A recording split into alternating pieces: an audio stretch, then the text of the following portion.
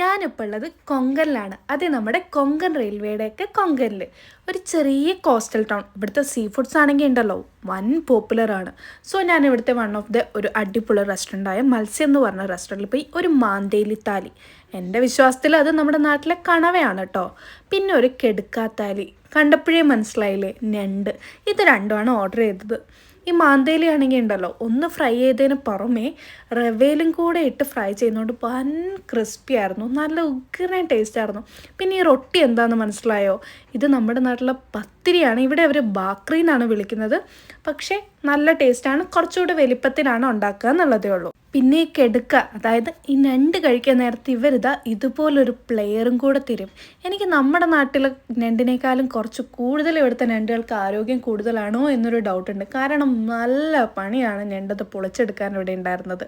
പ്ലെയറിൽ വരെ പൊളിഞ്ഞു വരാത്ത അവസ്ഥയായിരുന്നു. പിന്നെ ഇവിടുത്തെ പ്രത്യേകത എന്ന് പറയുന്നത് കൊങ്കൺ ഫേമസ് കൊക്കത്തിനാണ്. നമ്മുടെ നാട്ടിൽ കൊടമ്പുളി ഇടുന്നത് പോലെയാണ് ഇവരുടെ കൊക്ക ഇടുക. ആൻഡ് ഫൈനലി സോൽക്കടി ഇവിടുത്തെ ഫേമസ് ഡ്രിങ്കാണ്. ഇതും കോക്കത്തിൽ നിന്നാണ് ഉണ്ടാക്കുന്നത്.